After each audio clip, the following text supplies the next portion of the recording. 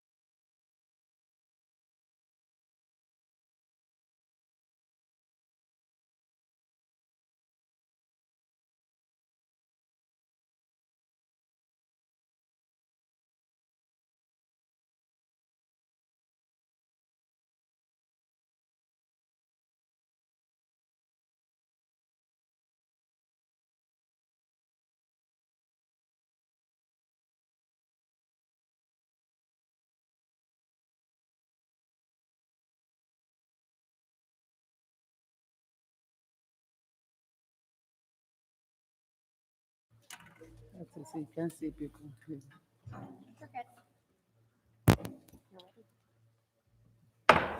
Calling the meeting to order.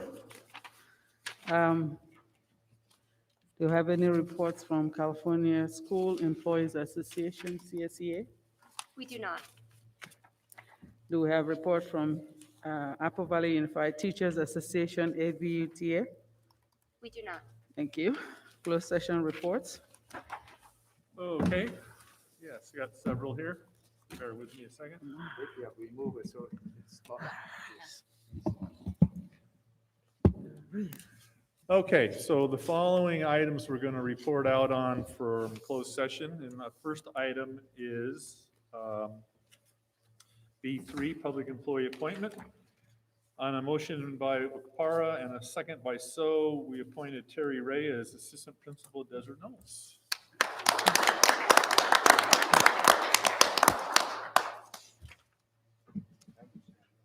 Stand up and wait, there you go.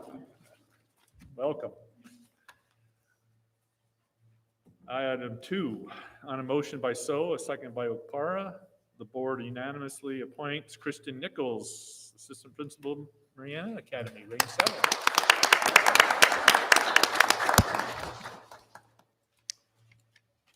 We're not done yet. In closed session, on a motion by Bender, a second by Okpara, we appoint Brian King, assistant principal, Granite Hills.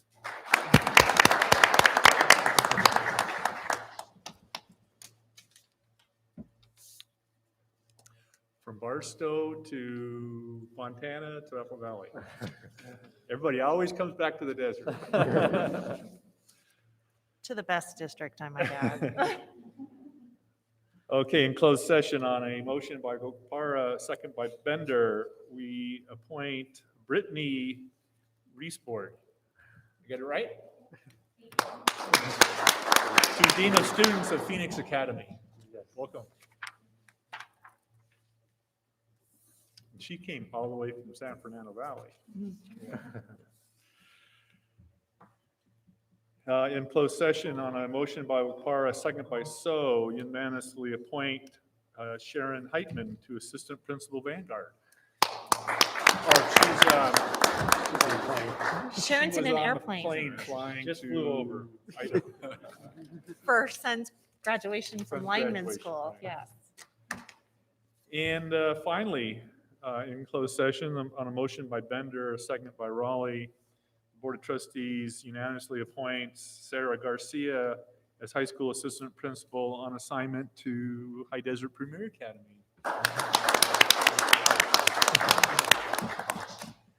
And that is all from closed session reporting. Okay, the board may approve the agenda as is or add on or pull items from this consent item for discussion and or action. We need to adopt the agenda as is or pull. Move to accept.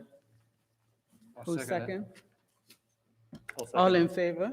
Aye. Any opposed? Employee recognition and retirement. Mr. Conrad? Yes, thank you.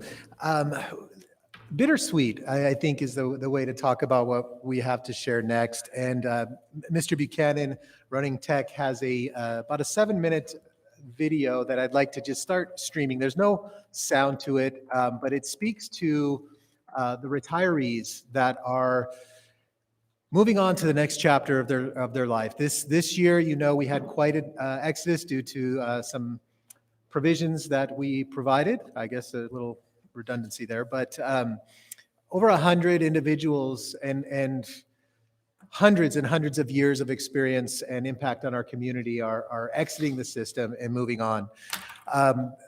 This slideshow here we thought would be the best way. Our public information officer, Zoe Widener, has been reaching out over the last few weeks, trying to get a hold of the retirees to see what they would share with us. And many did, as you can see, take advantage of social media filters and provide us some images to kind of speak into the character of how we serve our students throughout this community. But, you know, some are shy. So at the end of the presentation, we have several pages of folks with just by name and their years of service. And I say bittersweet for a couple of reasons. Obviously, these are professionals that have helped define our entire community. This is why one of the main reasons that Apple Valley is what Apple Valley is, and specifically what Apple Valley Unified is. Them leaving our system, it also pains me just in light of where we're at and hopefully exiting this pandemic, to not even have them here, to celebrate, but rather go down the pathway of them, being honored through a virtual setting instead of an in-person.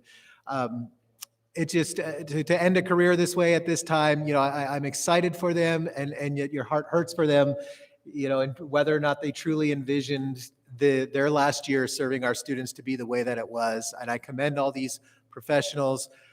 We'll let this play out. I won't try to speak over it the entire time, but it is worth a round of applause, and I think I'll end with that. So thank you, retirees, and for all you've given.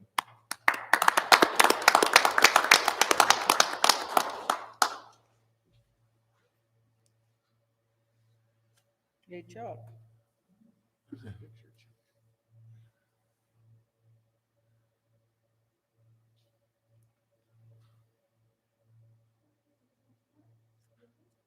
Uh-oh, Chuck's getting in trouble. She didn't know they were going to have chickens.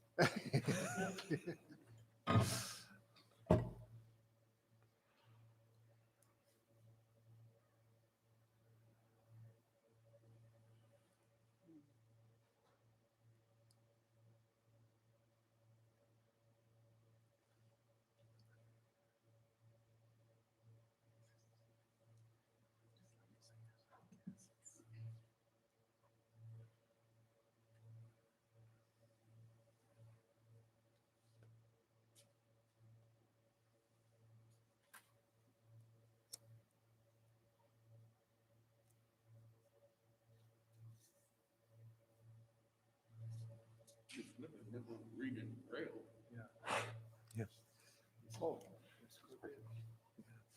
Yeah, I recognize from the perspective, this obviously, will still be available to us through our streaming platform as well on YouTube. Did you pause? Hmm? Did you pause? No, it'll keep sliding. It's on a time frame. Oh. He did the second page.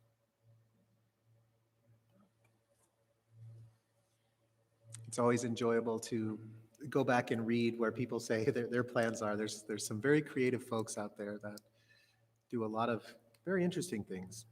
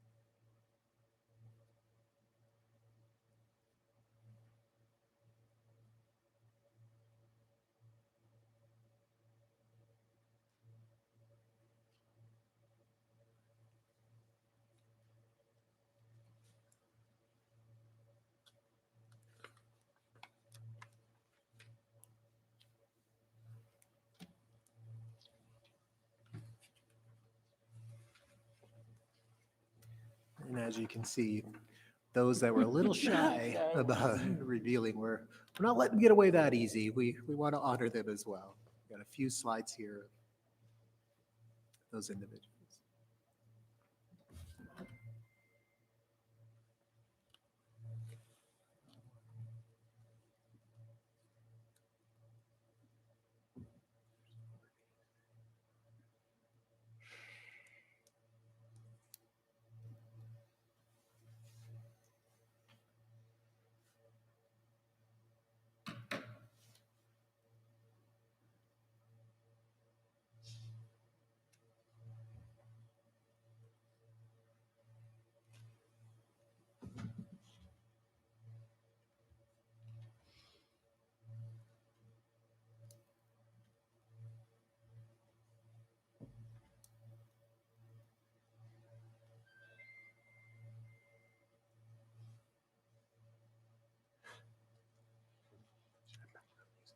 Yeah. Yeah.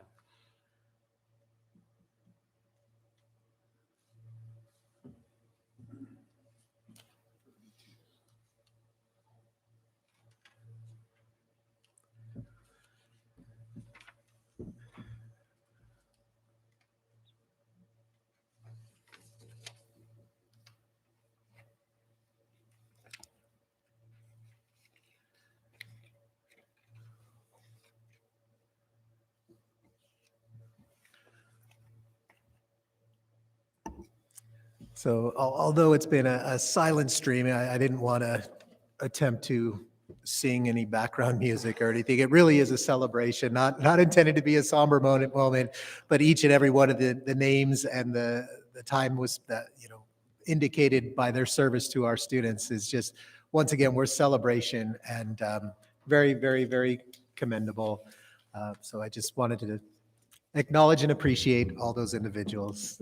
And Trinae, I think you have something I along do, these lines. Dustin. I'd like Thank to you. acknowledge to the board that I have the fortunate job of people, right? Kids, adults, and one of our retirees, one of many, I had many people come by to talk before they left. And so this is a Renoir drawing that was donated by teacher Jeff Levitt. And it was donated to us to hang someplace in a prominent location for the school district. And here's why. Jeff's retiring from the school district after 31 years of education, but this was his parents. And his mom was an educator for 30 years, I believe. And he wrote on the back for us so that I'd have it. And he said, I don't know if you want it. And I said, are you kidding me? Of course I do. Those are the things that make Apple Valley Unified School District special. That once people leave, they may leave their position, but they never leave fully. Their hearts are here. They come back and visit if they leave the area. And so for us, this is just one representation of what matters in this district, which is family. And so all of these people that are named up there leave a piece of their heart with us. And what a special moment. So I just wanted to acknowledge Mr. Levitt said he wanted to be here, and then I said to him, it'll be streaming too. And he goes, oh, I kind of like that idea too. And so his dad is still alive, and so for him it was a great thing to be able to donate this. And so I wanted the board to know and be able to see it. What a wonderful thing. And I think it's worth acknowledging that Mr. Levitt wasn't just a teacher, but he was a veteran who came to us with a second, for him a second career. And so what a great thing. Thank you. Okay. All right.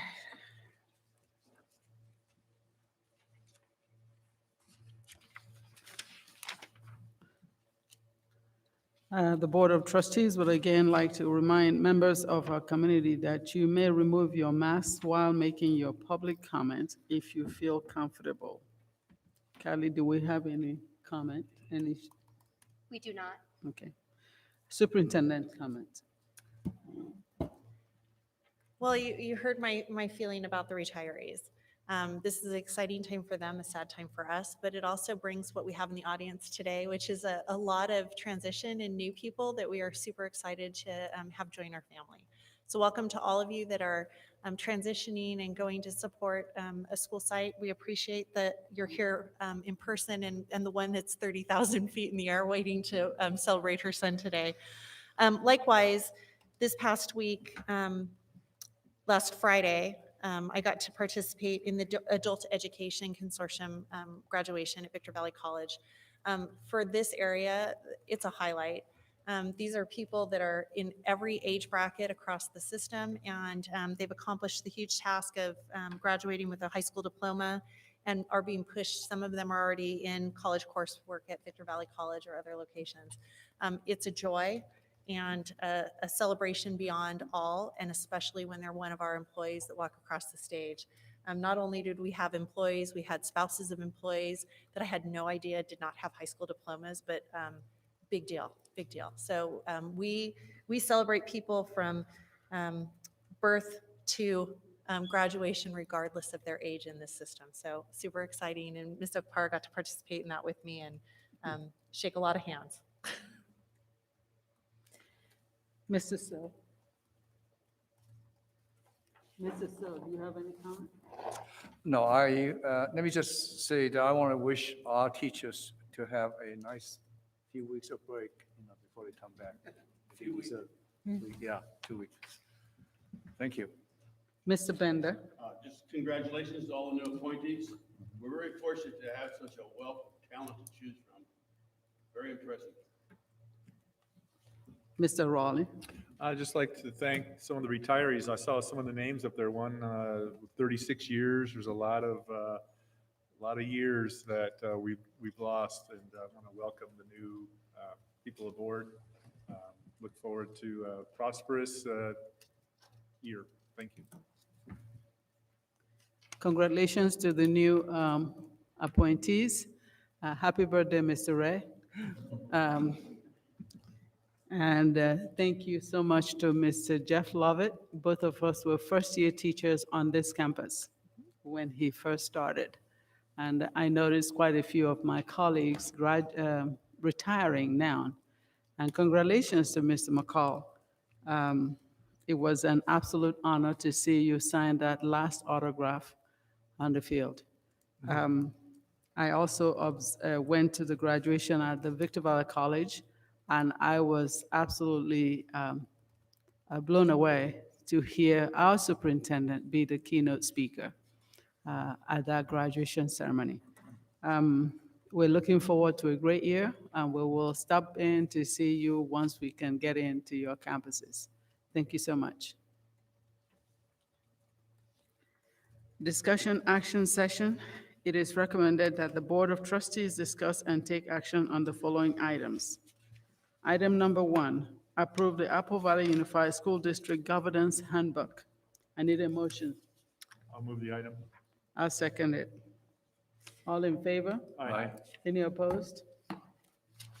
Item number 2, the board took action to determine whether the vacancy on the governing board will be filled by calling a special election or making a provisional appointment. At this time, I would like the superintendent to say something before we vote on that. So as you heard at the last board meeting last week, I had up a resignation from board member Blassingame, which fills area 1 in Apple Valley. And so in working through what the options for the board are, you have a board bylaw and that allows for a provisional appointment. There's 2 options in this process. You can do a provisional appointment, or you can ask for a special election. If you ask for a special election, the process we'd go to the Registrar of Voters and talk about the cost of that. There is cost associated, and I will be following up with them regardless, just so that you have that information about the cost of a special election. There is what I understand to be a significant cost. The second option is a provisional appointment. It's called provisional because within the time frame of 60 days from when the county superintendent accepts the resignation, which occurred on August 2nd, I apologize, on June 2nd, which gives us until August 1st to backfill Area 1 seat, either through provisional or making the decision to go with the special election. In a provisional appointment, you would fly the area and require that somebody live in the area. They have to be 18. They have to be a citizen of California, and again, live in that area. So if that is your desire, we can get that posted as soon as we find out how long it would take to post publicly in the newspaper. We believe it would be early next week that posting could take place. We would leave it open since it is summer and many people are gone on vacation. We'd go ahead and leave it open until approximately, timeline-wise, July 19th, which would get people back almost 2 weeks before school would start. And then I would propose potentially some other timelines about special Interviews. workshops and for candidates, and then an interview process that is a public special board meeting. So I just need to know what the desire of the board is in order to move forward, so that this action would be, you either are making a motion to file, To to call a fill. special election or make a provisional appointment. And again, the provisional is based on the fact that the board can do an appointment. However, the area voters could petition, and if they were to petition, it would require a special election. So if they didn't like your appointment, that's why it's called provisional, they could petition. All right, action selected by the board. The board is going to select either between filled by calling a special election or making a provisional assess appointment. Any discussion, any votes? If I can make a suggestion, like the superintendent mentioned, it's a significant cost to have a special election for a year appointment. I think that we should move forward with making a provisional appointment. I base that on basically the cost to the district. I mean, we don't want to be wasting money for special elections when we can make an appointment. And I think that with social media, the newspaper, we can get the word out to the area and make sure that we get some interest in it, so. Mr. Raleigh, something I did leave out that I do want to include, different than when we were by at large. With the voter area, we do have an issue that I want to make sure everybody is aware of. Our next election cycle is 2022. So there are three seats on the board that are up for election in 2022.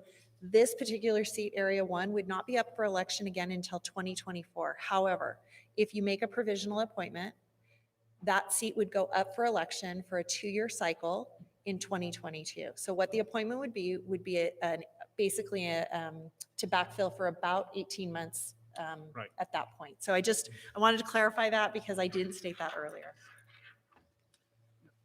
That's all I have. Madam I'm in favor of the provisional appointment. Victorville's $500,000 for their special election for the city council. And, we could run as much as $100,000. It's better to spend the money on kids than election. We get it done faster anyway. Yeah. Okay, we're going to take a vote. Well, I'll make the motion that, That we we- make the provisional appointment. I'll say that. All in favor? Aye. Any opposed? So it will be we're making a provisional appointment.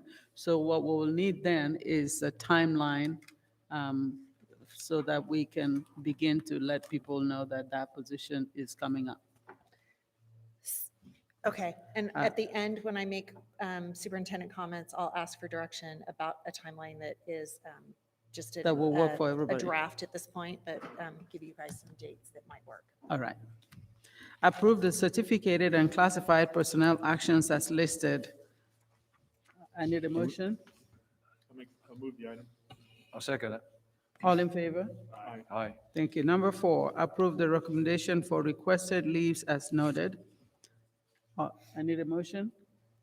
I make the motion. Second. Second it. All in favor? Aye. Any opposed? Number 5, approve the recommendation of the administrative hearing chairperson on the following discipline matters effective immediately. Annual review AR number 37, 2021 be readmitted to Apple Valley Unified School District. Student has met the terms and conditions of their rehabilitation plan. Annual review AR number 37, 2021. I need a motion. So move. I'll second it. All in favor? Aye. Any opposed? Number 6, adopt the local control accountability plan for 2021-2022. I'm going to pull that because I have some questions. And I think Mr. Schlosser needs to, I didn't see his name here. that's No, okay. no. He just would like to explain some things that are Yeah. different this year. I need to pull it, so we're not going to vote on that as yet. Number 7, adopt the proposed budget for 2021-2022. Ms. Okpara, instead of pulling it, you can, because it's Yeah, under this- discussion action, you can actually talk about it Talk right about now it and right then now. move on to the next one. Okay, Yeah. Mr. Schlosser. Excellent, thank you. And if you want a motion and second, we can discuss, I can give information, and I then made we the can. motion. Okay. Okay, Mr. So made a motion, and so Who was the if you're second? ready, or do you want to have a second? Who Yeah. was the second? Who was second? No, I'm just not gonna have the discussion, so. You can discuss it. Well, Yeah. so process is you can make a motion, you can second it, and then you can discuss it, and then you can Discuss it. take the vote. I already made the motion, Okay. Yeah, Thank you, And then- okay. and so seconded. Okay. yeah. Yeah, So okay. the question is, the first question that I have, because I have quite a few questions on the LCAP. Number one question, is the matrix established? The matrix that you use for the LCAP, is it an established matrix? Thank you. Yes, the metrics that, I'll answer in two parts. The metrics are established in the sense that the state does require us to target the 8 priority areas, and within those areas, there are sub-metrics that are demanded to be discussed. For example, graduation rate, suspension rate, expulsion rate, et cetera. And so by virtue of that, those particular metrics are established. There are, however, local metrics that we have determined through our district advisory committee process that were important to us. But you'll also note, and actually maybe I'll just go to that slide in this presentation, that the current California schools dashboard looks like this. There's no indicators. That's for obvious reasons, for the unique school year, the way that the last year ended and that the current year that's really just finishing now also has very little data. And so we are in a little bit of a data vacuum. And so I appreciate the question, because in some ways the metric is either old or must be established as we start the new year based on new sets of guidelines, and locally determining what the target will be a joint effort with staff and families. For example, chronic absenteeism. What is an appropriate target as we re-enter a school year where there has been reticence for attendance? And so, yes, I appreciate that question. We have, and if those of you who have read through the LCAP, on page 157,012, I'm sorry. Yeah. There's a long discussion of metrics for that exact reason. So I really appreciate the question, because it's never been like this before, where we've essentially said, here's the metric. Our baseline for that metric is unknown. And Correct. trying to predict, you must fill the box for where will we be in 23, 24. Difficult to say. Yeah, because the governor gave us one for this that we're using now, but we're going to revert back to the old one, right? So my next question is, are we able to set up targets for the next year using what we currently have? Or are we going to be able to tweak it to the next year? Good question. We are going to be able to update this document for the next 3 years. Okay. Even if we determine early next year that our baseline metric was either inaccurate, or if we get some information that helps us make a tighter focus so that our actions are targeted at the item appropriately, we can make that adjustment. And so we reserve the right to continue to make that. We will submit the LCAP pending board approval as it is now, with those explanations written there that way.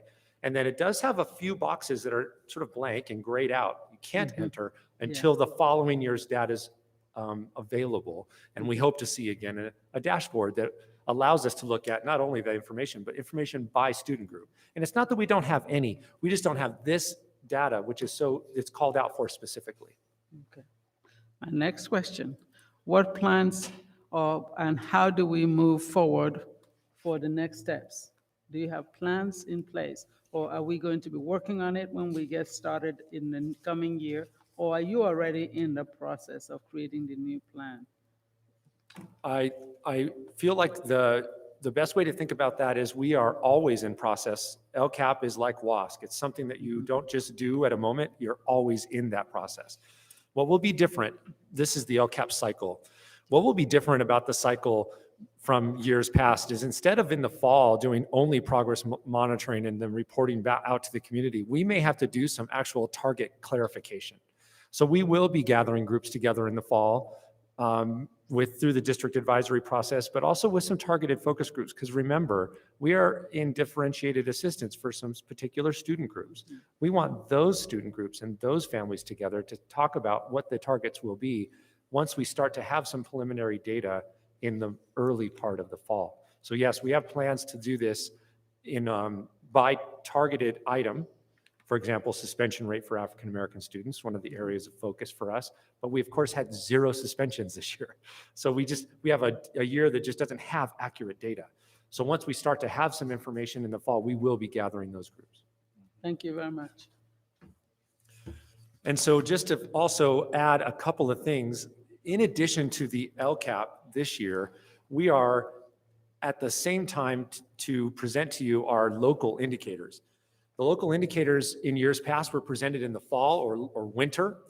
They will be input into the new dashboard in November, but we wanted to bring them to you as we look back on this non-traditional school year.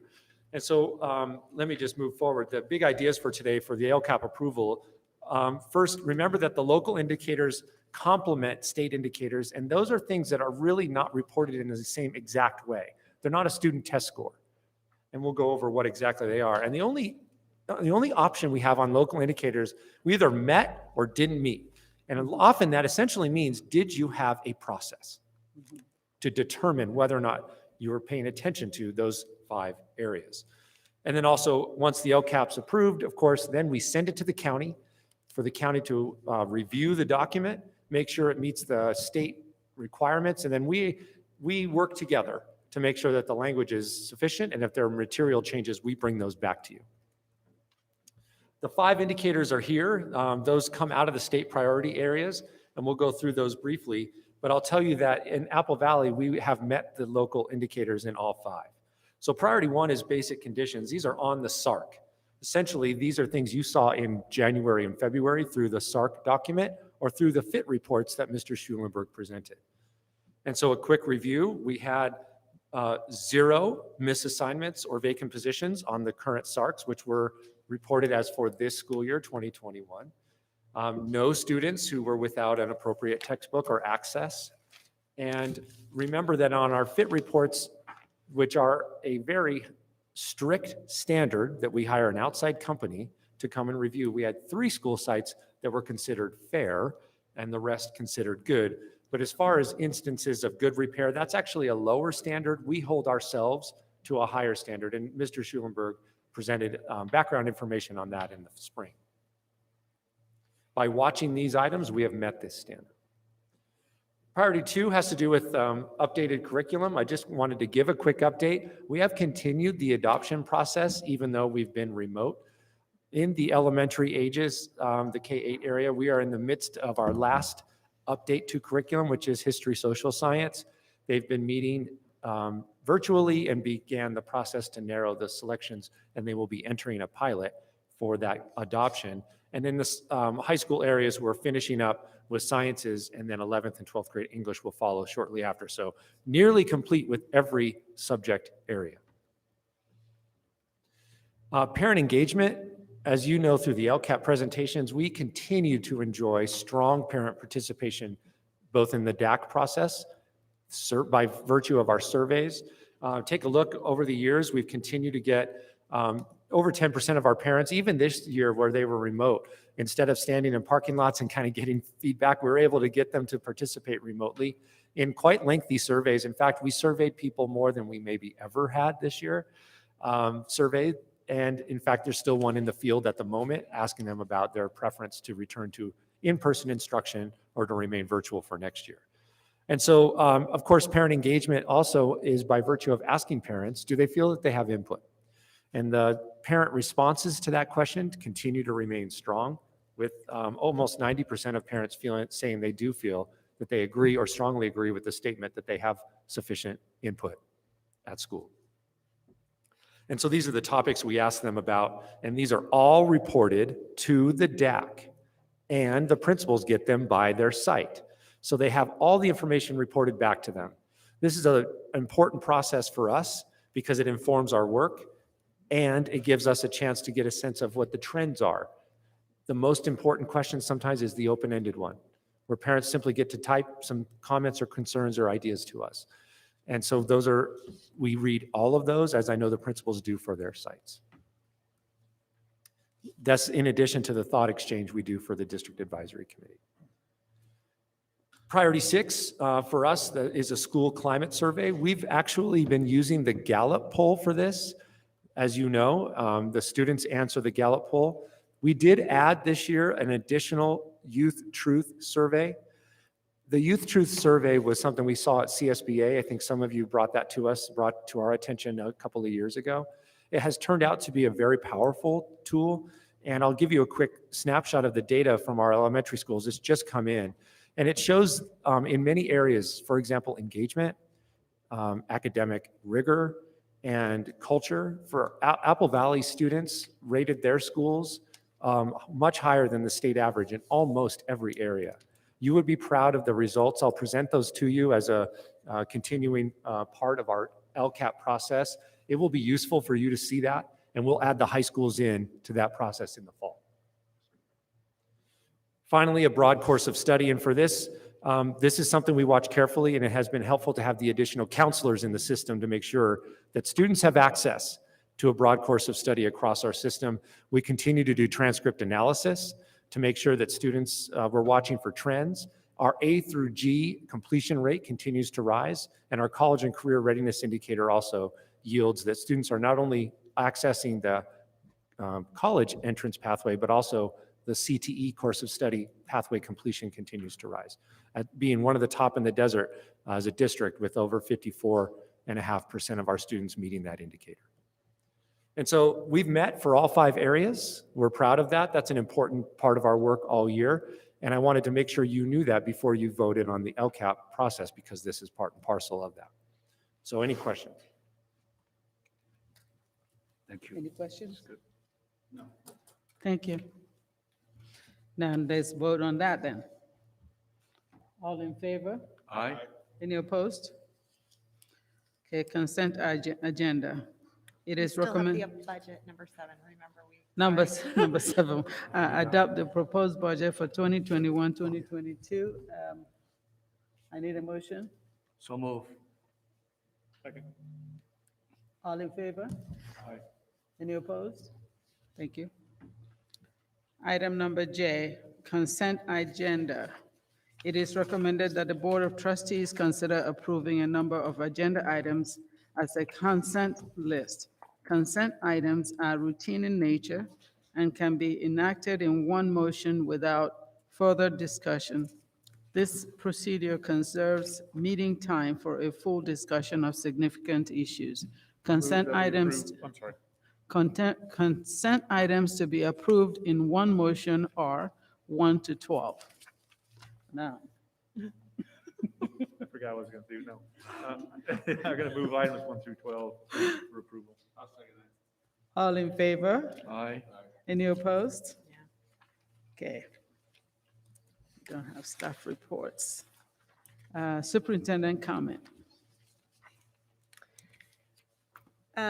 One thing I did leave off of my comments earlier was we did start Summer Launch Pad, which is the summer school that is expanded this year with the expanded learning opportunity for our students. Kids were coming in droves. Like, we started calling staff to come in and cover classes because there were so many kids. That's exciting. And then the second thing is we're going to watch closely the new regs having to do with reopening. Learning. And we understand that there's some meetings that I will be participating for virtually that have to do with what changes are coming, and none of that is solidified yet, but we anticipate next week having a little bit of that, as well as the governor's budget being on his desk later next week, and then hopefully within a few days having it signed by him so we know what we're actually dealing with. In looking at a timeline, based on a provisional appointment, I would propose to the board that we utilize the newspaper posting timeline. Whatever the first day we can actually get it in the newspaper becomes day 1, which hopefully is early next week. And then utilizing our social media and our district website to broaden our reach with dates and times of people being able to actually come in and pick up paperwork if they choose to, but it would also be posted online. We would potentially close that on July 19th, which is a Monday. That's a Monday that many staff will be back. And then candidate workshop, which is not the board. It would be similar to what we would do when we have an election, where we invite any candidate that meets the criteria and has filled out the application appropriately to come in and learn about the board bylaws, the governance handbook, and each of the departments within the district. And then my proposal for that would be the following week. If we closed on Monday, July 19th, the application process, we could potentially do that on Friday, July 23rd. And then my proposal would be stick to a Thursday, which is normal board meeting days, and hold a special board meeting on Thursday, the 29th. Which still meets our timeline for a provisional appointment. And it gives you a couple days if you had to come back to another special board meeting, because you just have to post those within 24 hours. And I would propose that we would do it early in the morning, 8-ish, so that you had all day, depending on the number of applicants, because this is all a public session where you interview the applicants and then you vote, make a motion and vote on each one that you look at selecting. So any feedback on that? Mr. Schlosser, I can tell I there's just want to something- make sure that the board members speak into the mic because we're not picking up everyone on the stream. So Got it, thank you. Speaking into the mic so that we record it appropriately. He just wants to make sure people are, he could see Jason saying, help, help. Okay, so do those dates work with everybody if I have Kylie send those out to you as soon as we know what date we can start? Yes, that works for me. Okay. Anybody else with feedback on the, okay. I see consensus then. I'll get you dates as soon as Kylie finds out how quickly we can get it in the paper. Okay. Mrs. So, do you have any comments? Any I don't comments, have Mr. any So? comments. Mr. Bender? None. Mr. Raleigh? No. I have no comments. I move that we adjourn the meeting. So moved. Any opposed? Thank you so much. The meeting is adjourned. Now we can sign the documents.